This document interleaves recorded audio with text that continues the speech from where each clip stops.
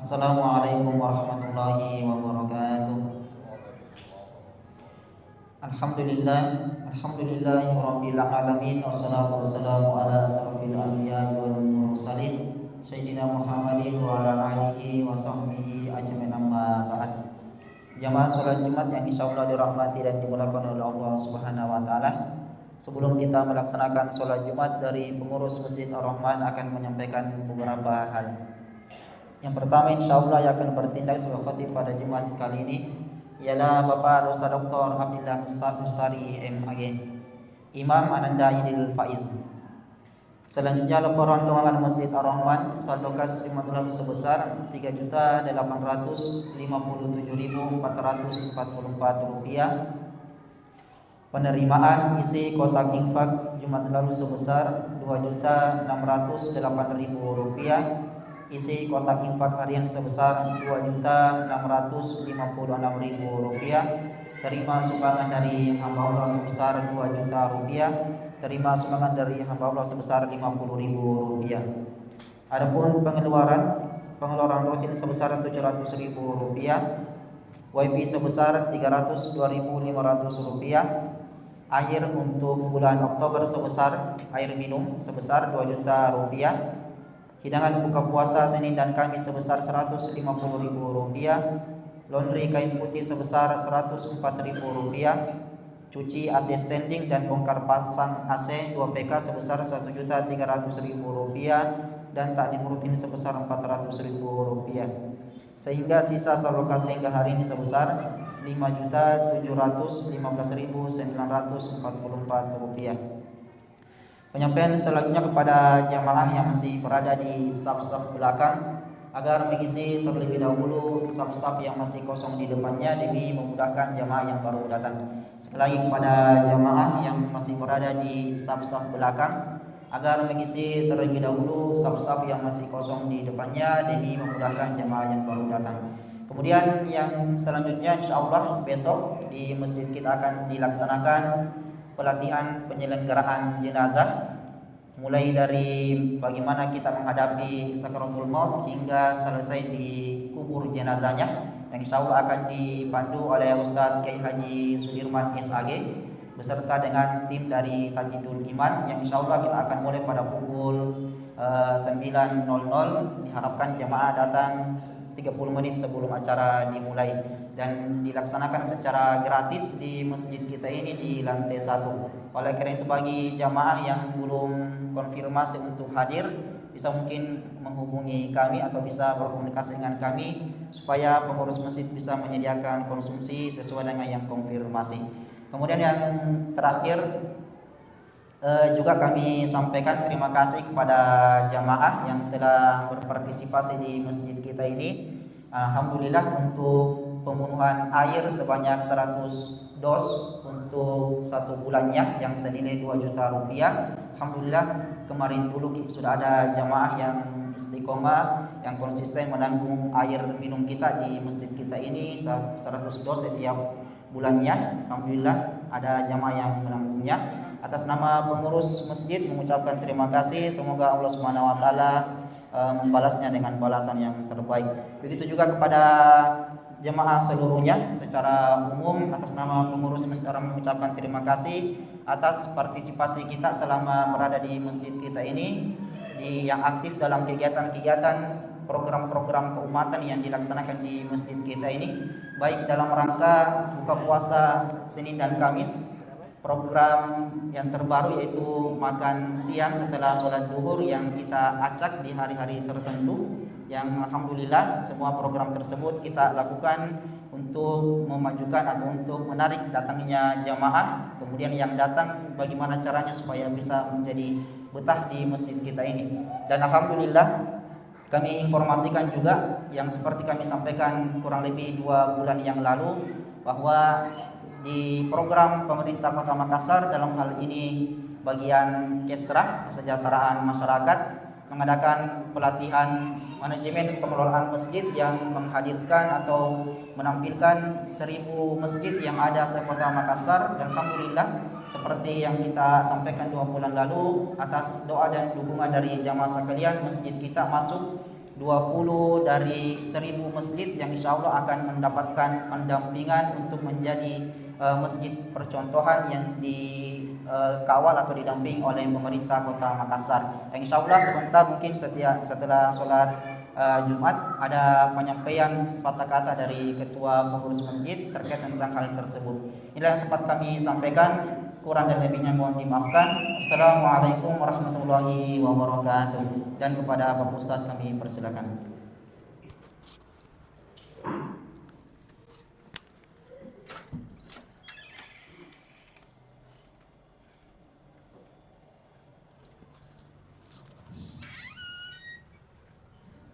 Assalamualaikum warahmatullahi wabarakatuh.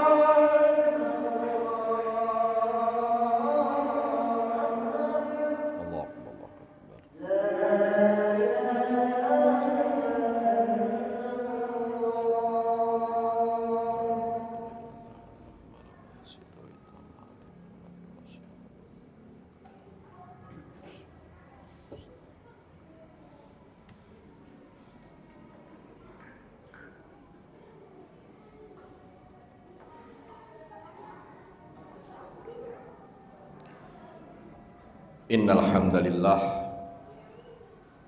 nahmaduhu wa nasta'inuhu wa nastaghfiruh wa na'udzu billahi min syururi anfusina wa min sayyiati a'malina may yahdihillahu fala mudilla lahu wa may yudlil fala hadiyalah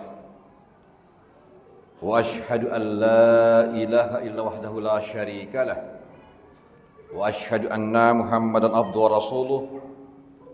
Allahumma salli ala Muhammad wa ala alihi wa ashabihi wa man tabi'ahum bi ihsan ila yaumiddin. Ya ayyuhan nas ittaqu rabbakum allati khalaqakum min nafsin wahidah wa khalaqa minha zawjaha wassa minhuma rijalan katsira wa nisaa wattaqullaha alladzi tasaaluna bihi innallaha kana 'alaikum raqiba. Ya ayyuhalladzina amanu ittaqullaha wa qulu qawlan sadida yuslih lakum a'malakum wa yaghfir lakum dhunubakum wa may yuti'illaha wa rasulahu faqad faza fawzan 'azima. Jamaah rahimakumullah, seraya memuji kehadirat Allah Subhanahu wa taala atas nikmat yang diberikan kepada kita semua. Semoga Allah menggolongkan kita semua yang hadir sebagai hambanya yang mensyukuri nikmatnya. Demikian pula sebagai umat Nabi, kita senantiasa berharap syafaat beliau dengan senantiasa mengirimkan selawat kepada Nabi Allah Muhammad SAW.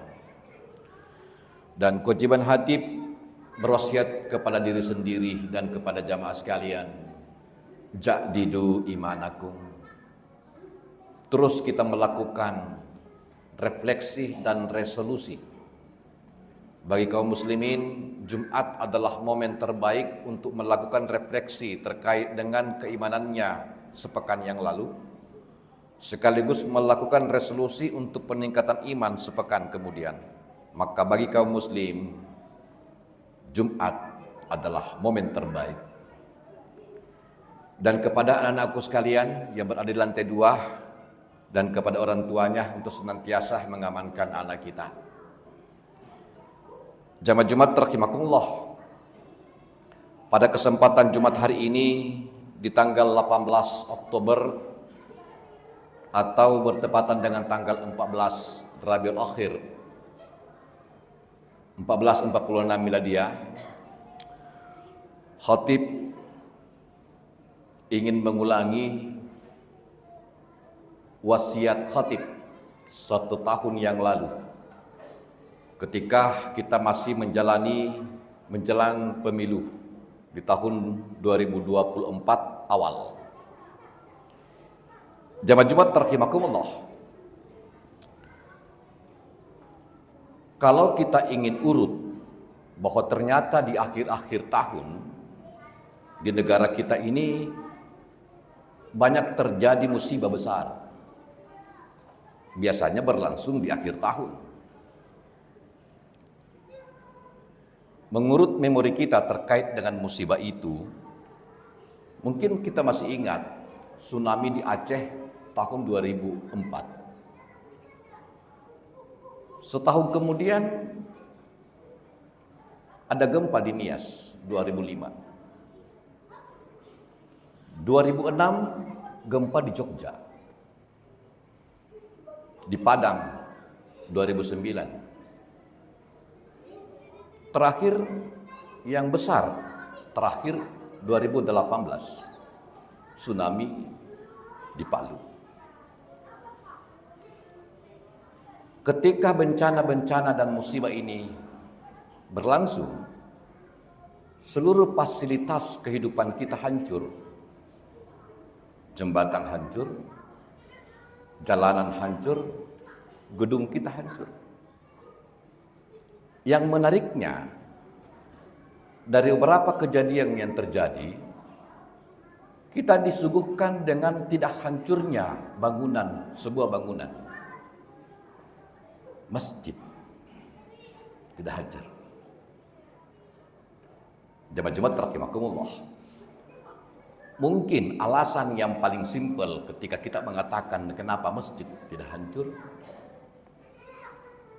kita akan berkata bahwa itu adalah rumah Allah.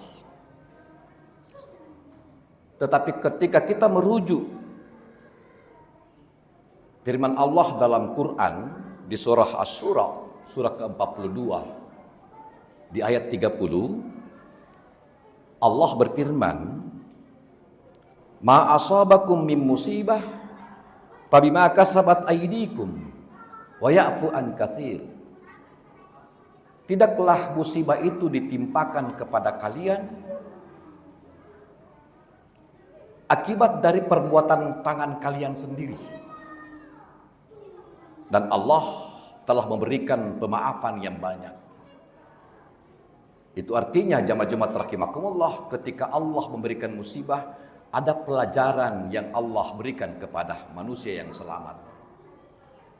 Ketika saya ditanya, apa yang menjadi pelajaran kenapa masjid tidak hancur?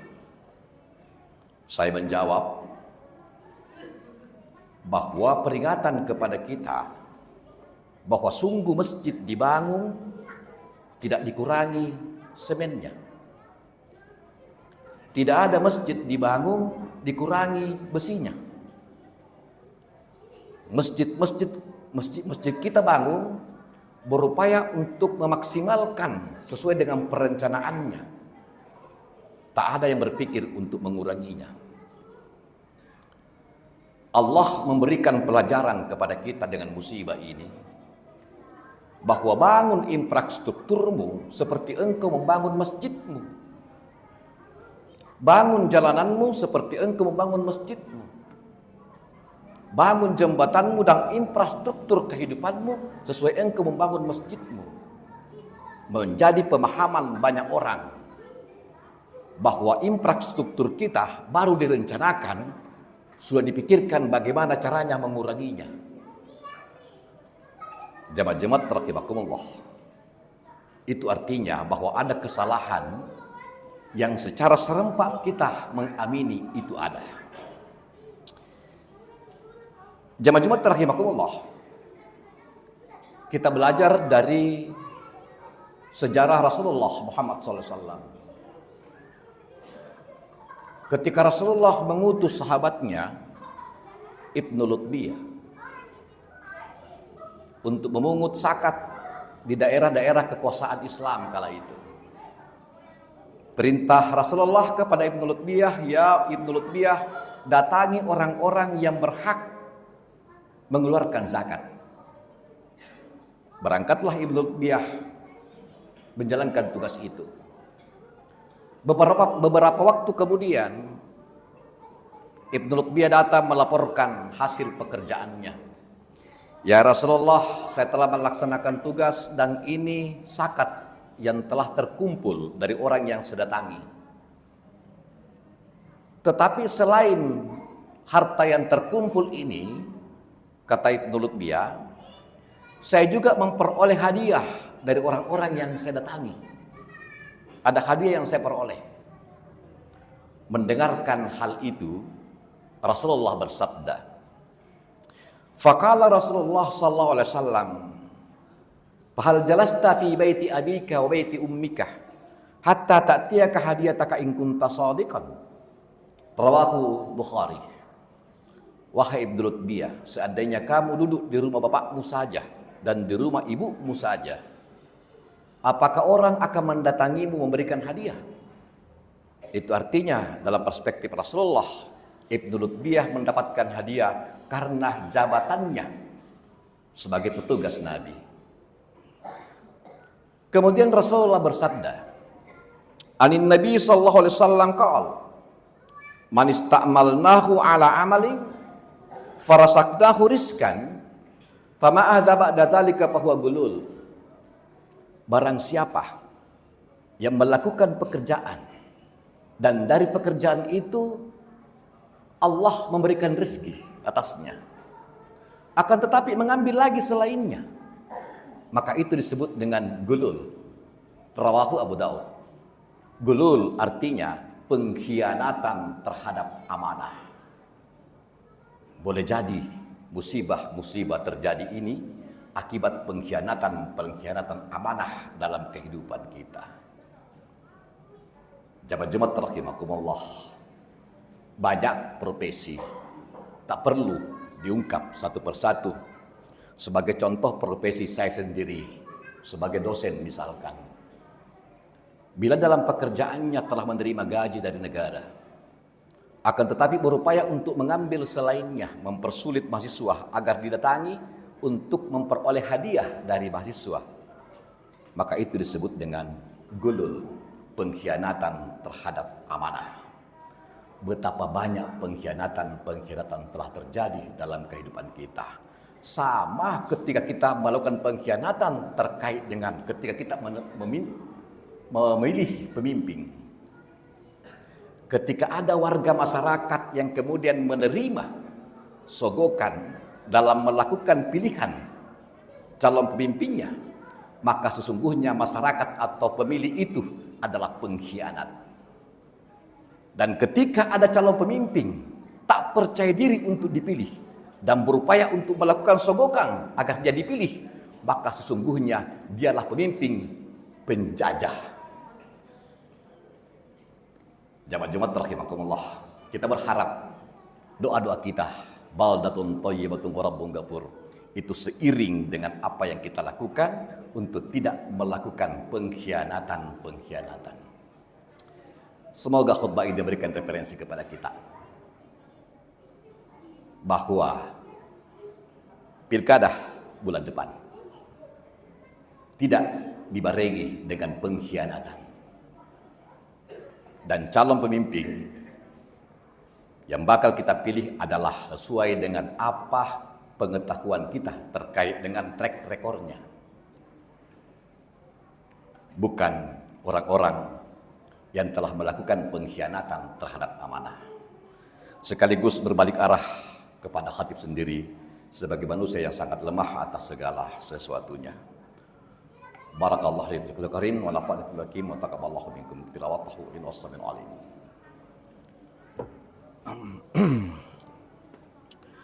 Allahumma shalli ala Muhammad.